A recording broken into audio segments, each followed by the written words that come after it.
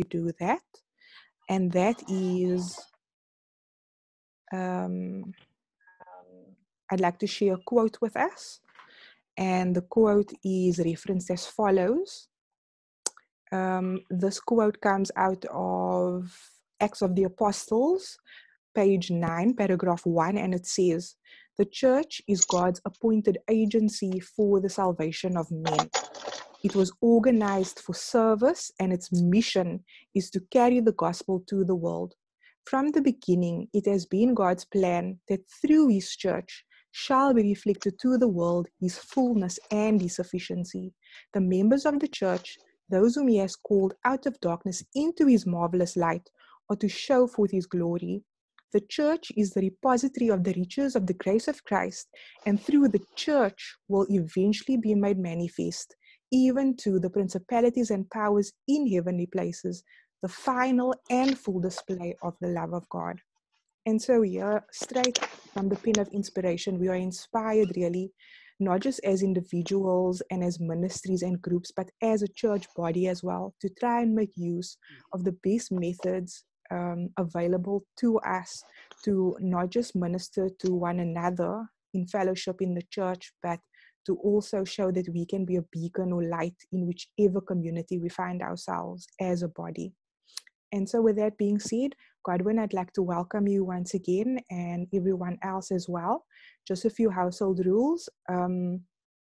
If there is any questions that you have with any of the information Godwin will be sharing with us, please do not hesitate to post your questions in the chat section of the Zoom call. You are also very much welcome to leave your questions for after the presentation if you would like to frame or pose your question yourself to either myself or Godwin. And if you have something, a comment to make, once again, please make use of the chat section. So Godwin, I will share your presentation now and we will get straight into it. Also note that this presentation will be recorded and I will be sharing it on the Girl Positive YouTube channel, where you can also share it with your communications department, with your church members, or especially your youth groups, and just also for enrichment for yourself and your ministry as well.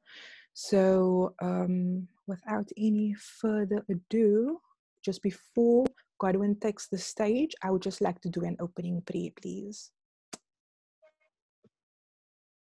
Dear Father God, thank you for the opportunity we have this afternoon to come and share on resources and ways and having a better understanding of how we can better the tools that we have at hand to use and apply to our churches so that we can also spread and also fit ourselves better to share the gospel in online platforms. I pray that you may be with Godwin as he shares with us, that you may be with all of us that will be learning and listening. And as we share this afternoon, I pray that your presence may even be among us in this way. This is our prayer in Jesus' name. Amen. Amen. Amen. Okay. Thank you so much again, Godwin. I will share now, and then once you see the presentation up, then you are welcome to continue.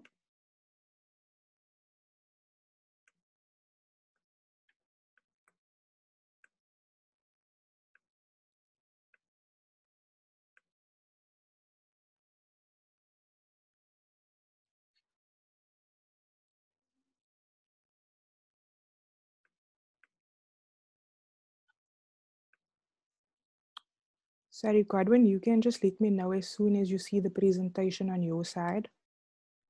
Okay, I can see it now, Natasha. Thank you. Okay, great. You can go ahead.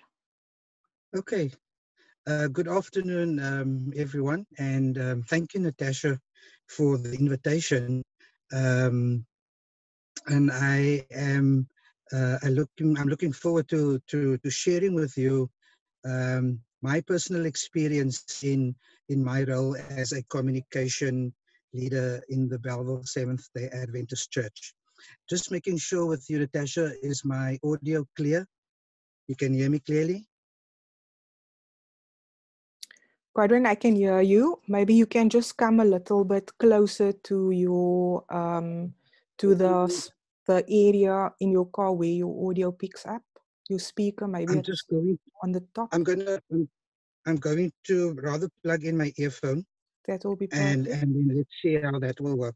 Okay, that's great. How's that for you guys? That's perfect. Much better. Yes, much better. Okay, great stuff. Okay, cool. Oops. Yeah, so as you can see, I'm sitting in my car because my wife is busy inside with another Zoom session with the Belleville Junior Sabbath School. So I tried to set myself up here in the car. Okay, so yes, welcome to Digital Ministry 101 in terms of how to best do what we need to do in terms of a communication leader in a church setup. If you can move to the next slide, Natasha. So what we will yeah, is the discussion points, the agenda. If you can just go back one slide, another one back. I think it's the second slide. There we go. Okay, so I will just share a little bit of myself and what I do, and then I will share my personal experience and what I understand in terms of communication in the church. I will share some of the things that I use to ensure that communication is as effective as I can use it in the church. So I will talk about website, social media, um, Mailchimp, and Zoom. And then we will look at what we need to avoid, some positives, and then I will share with you some of the resources that I use to help me do my work in the church effectively. So in terms of introduction, um, so I need to share with you as the viewers that I am at no means the expert in this field.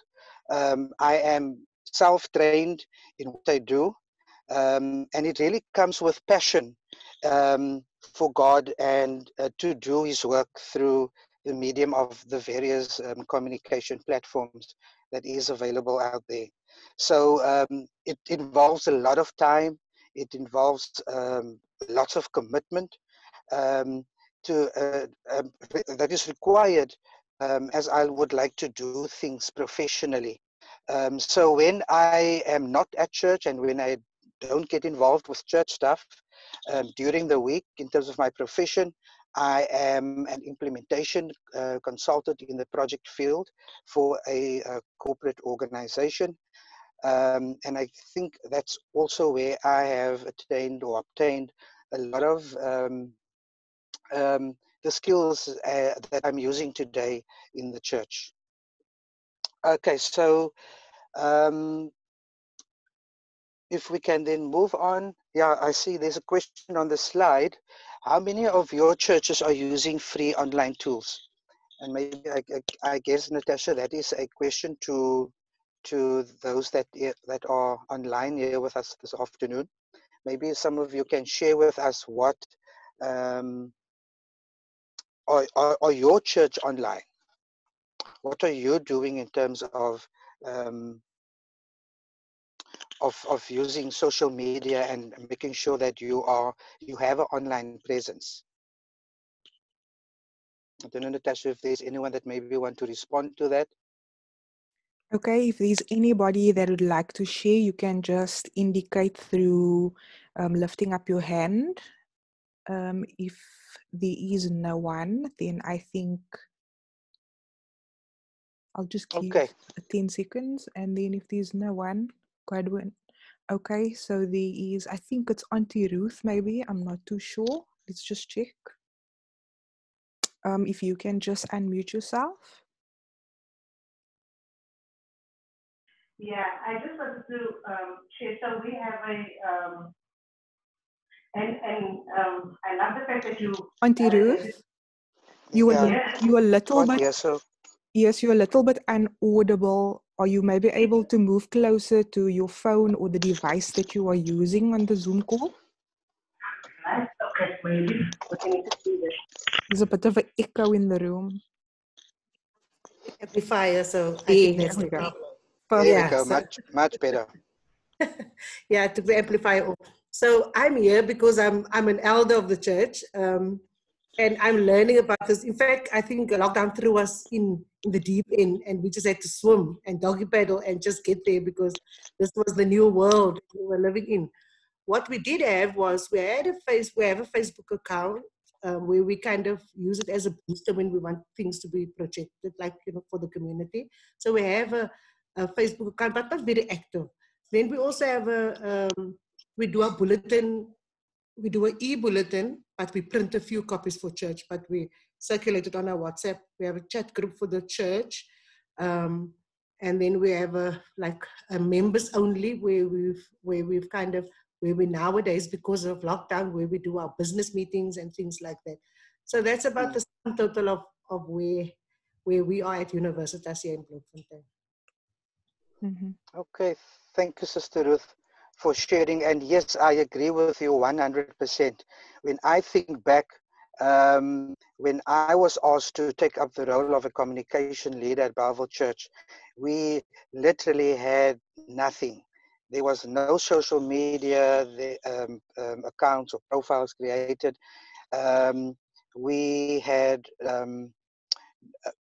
no online bulletins, and in fact, there was absolutely no support um, um, provided, even from a conference level to support me and providing me the necessary resources to ensure that I do what I need to do effectively. So yeah, thank you again for sharing. Can we move on to the next slide? So yes, I must admit, um, it was a tough start for me, and what I will share with you yet this afternoon, I'm really going to talk from heart, and I will try to think back to how things started out. But to be honest, I started out all by myself. I didn't really have assistance or an assistant in the communication department. I really had to do all the things myself. And as I shared with you earlier on, it's a passion that I have. Um, I really enjoy what I'm doing. And as I said earlier on, I'm doing this because I'm doing it for the love of God, not to get any credit whatsoever, but it's really because I really enjoy what I'm doing. And yes, you need to be dedicated, you need commitment, you need to sacrifice some of your personal time to do these things. And just to tell you, I am doing this every day. I'm busy with church work. I prepare my bulletin, I prepare images and slides for our Zoom sessions. So I am really busy every single day, and at the same time, I need to also do work, So the last question there is about, do I need a team? Most definitely. Um, um, I will recommend this, that if you are appointed as a church communication leader, you you need to ensure that you have not one person, not two people, but ensure that there's a team of 5 or more to ensure that there is enough support provided. Otherwise, you are really going to burn out. Yeah, so let's move on to the next slide. So in terms of our website, as I said earlier on, we had no website, and I really thought, let me change let me change this and get Bellville Adventist Church online and make sure that they have an online presence. And how it started was a friend of mine told me that, did you know that all churches within the Adventist movement or any organization affiliated, like schools and other ministries affiliated with the Adventist Church, actually can apply for free web hosting. To some of you, you might hear this for the very first time, but yes, it's true, and it costs you absolutely nothing. I have shared that in my towards the end of the presentation, where to go and to basically apply for your website. But it's really I thought, am I gonna have to know web designing? Do I need to know coding? And to be honest, these the platform of for anyone, right from the bottom beginners up to those who know exactly how web designing work. But what you see here is, with my limited knowledge in terms of web designing, that is our church's website that you see on the screen there. I think what's going to be important, as you can see, and what I fell in the trap from the start, is trying to put a lot of information that will need to be updated all the time.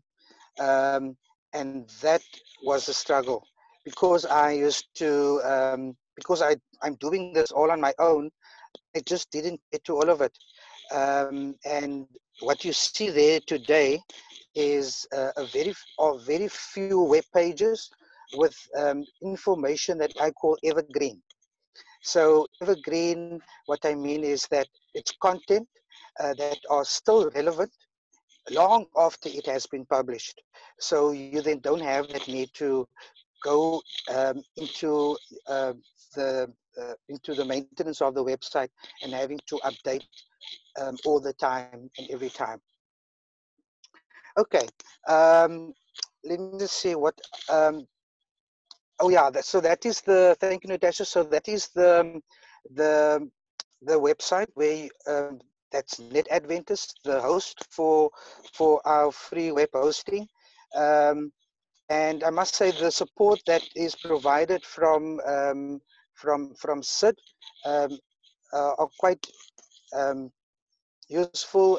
Whenever I have an issue with the site, I just go to help, and they respond within the next day or so. They respond. But I will share that with that website with you at the end of the session as well. So when it comes to introducing various communication mediums like email, church WhatsApp, the WhatsApp group, Facebook, and Instagram, um, with our current state, our members were already familiar with what we have. So these platforms, with these platforms, we could easily adjust to joining church services via Zoom and via Facebook and so forth. So as you can see, there is our Facebook page. And again, what you see is really what I've put together. The images there, I use Canva, and the I Will Go is very relevant in terms of what is happening right now in church, in terms of the church global strategy plan that has been launched. So it's important that we, that you as a communication leader, share that information with the church members and try to keep it fresh and relevant. There's our YouTube channel. I try to post videos there when I do have the time. But I guess what's going to be very important is also to be active there. So what we started out with when lockdown started, I recorded every single Zoom meeting, and because not everybody are able to log into Zoom, I recorded it, did some editing afterwards, and then I would publish it on our church YouTube channel.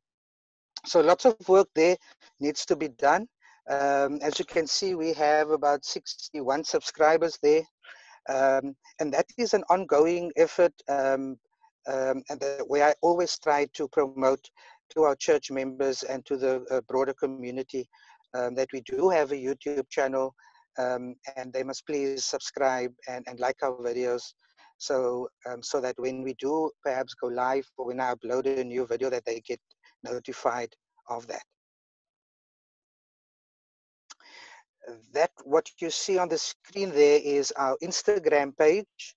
Um, Again, try to keep the information relevant there. Um, the last post was last Sabbath, as you can see. So, and because it's only myself and another church member managing the communication of the church, it's really tough to get to everything.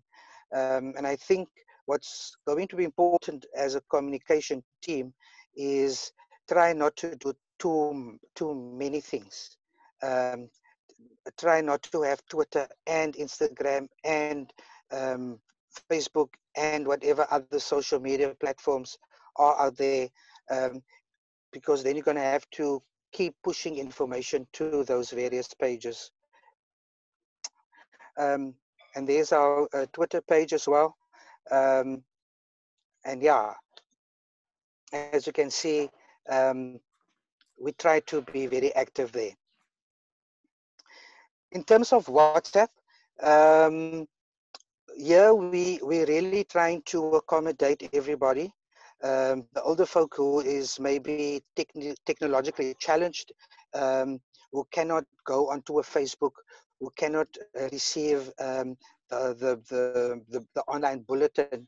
What we do on WhatsApp is what we share on our Facebook pages and what we share via email, we try and push that information onto the WhatsApp group as well.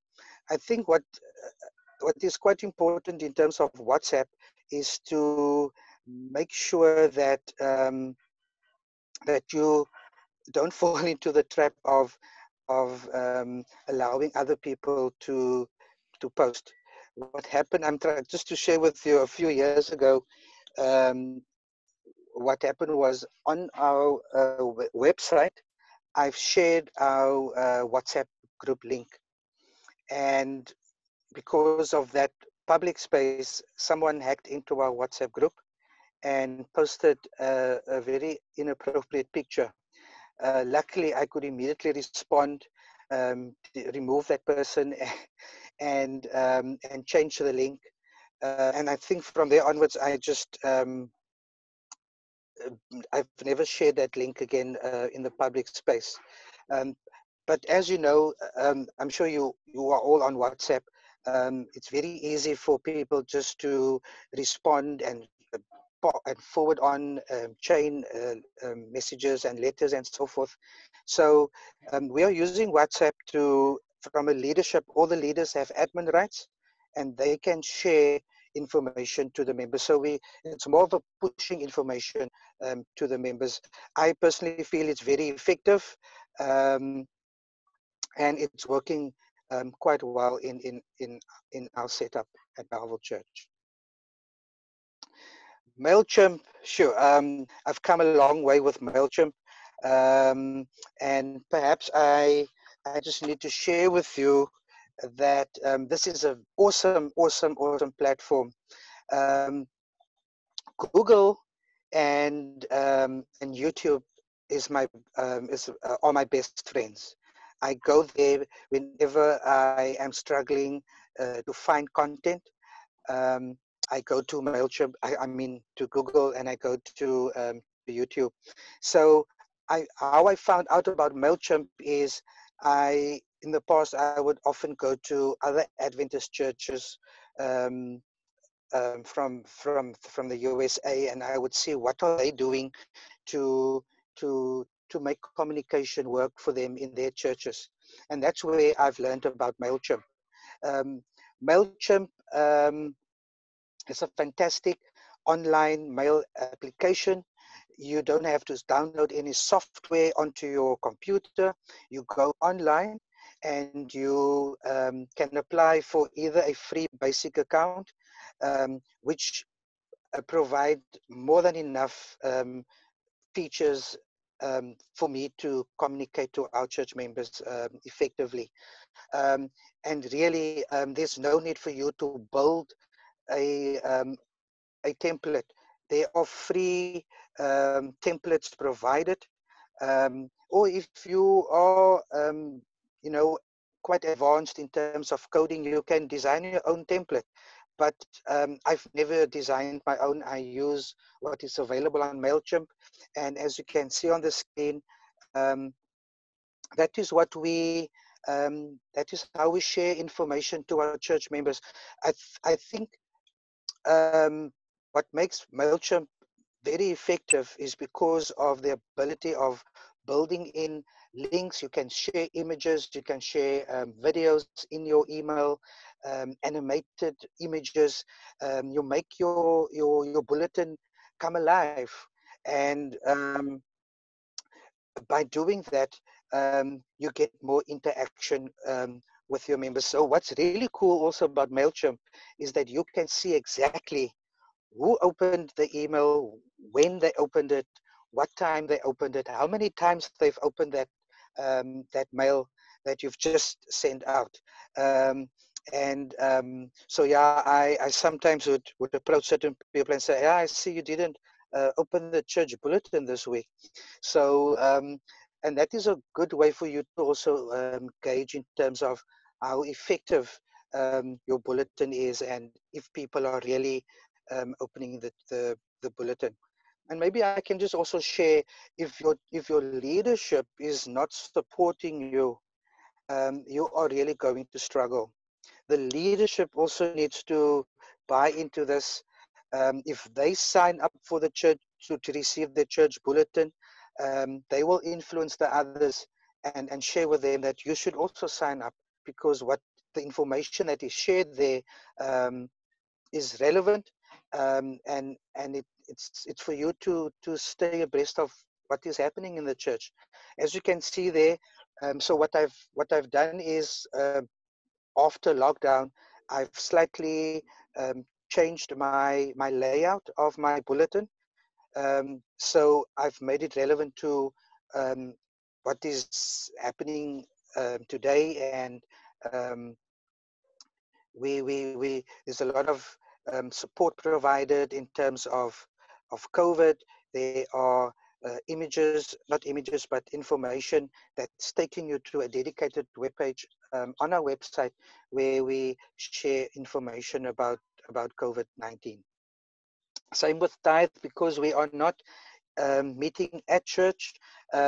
We encourage members to still return tithe, um, and we provide, as you can see, the banking details there on the right hand side. Our ACS department is working on a drive and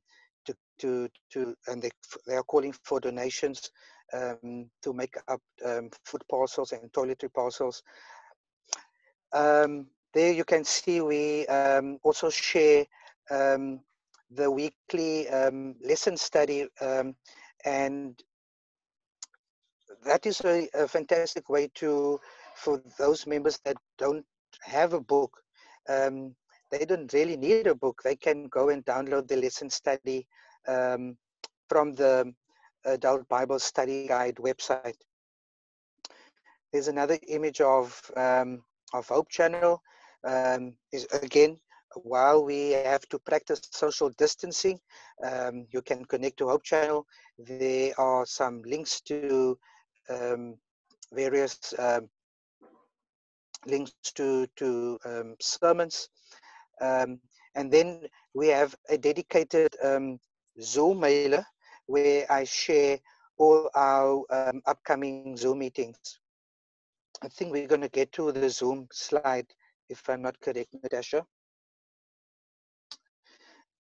No, I think that was about Zoom. So maybe if I can just share with you how this played out and how we started with Zoom. So I heard about Zoom for the first time in the first week of lockdown, and I was really trying to see um, how can I use this tool to still um, stay connected to our church members while practicing social distance. So I think we had two Zoom meetings on a Friday evening with family, um, and then we even had an online party for my sister-in-law on Zoom. And after that, it triggered that this is really going to be an awesome tool for Belleville Church to really stay connected to the members, and to use it as a tool to really, in terms of ministry, for other people to come and join and worship with us in the comfort of their homes. So we started off with a free basic account, and we were very limited because you could only your meeting would only last for 40 minutes. And I remember we had quite a few cases where the presenter was still busy talking and we were cut off because we ran out of time. And a couple of weeks ago, I think it's a month or so already, we signed up for the Pro membership, which is at a very minimal fee. I think it's around about 300 Rand or so. And you have unlimited, you can have unlimited meetings, um, unlimited amount of meetings that you can schedule. So Zoom is really an awesome platform, and I see more and more churches actually using Zoom. So a great tool. And in this specific mail, I provide a link to each of our 5 meetings that we run every week. And believe it or not, I do that all on my own. I set up everything. I send out all the links. Um, I create all the slides, and even for those members that are not able to join us, I record it, I put it on our website, and people can go back to it. Um, with time and with limited resources, I started only recording the main divine service slot, and I also live stream that to our Facebook page. Then, Natasha, so in terms of precautions, I think a very good best practice is to have a social media policy in place. And that is really to protect our church. It's a reputational risk, if you're gonna share something that is talking against the church doctrines and so forth.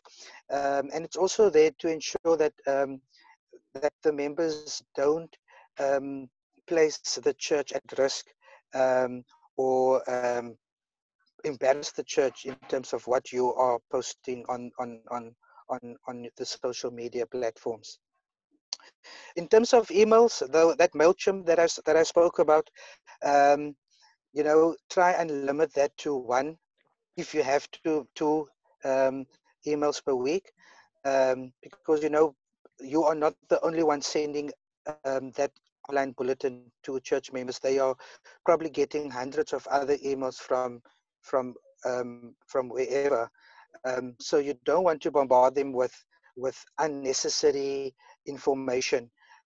Make your bulletin relevant, um, and share that information, and limit yourself to sending too many emails per week.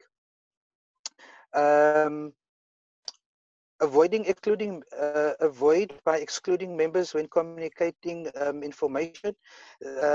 So yeah, as I said earlier on, when you do email the bulletin, the backup for me is to share it on our WhatsApp group as well, because there's a lot of other people that is not on the bulletin, that are not on Facebook, and in that way they are still receiving the information via our WhatsApp group. Spoke about that evergreen content earlier on, so you can move to the next slide. Thank you, Natasha. I think a big positive for me is that with COVID-19, because of what I've done in the past in setting up our social media accounts and sharing on a weekly basis with our members what we have available on YouTube and so forth. That have really allowed us to, as I said earlier on, adjust to join our services online. And I've recently also, well, we've always had a online profile on U version the Bible U version, and I started sharing our weekly Zoom meetings via the Bible U version, and in that way we are connecting to our members, and they can share Bible verses as well as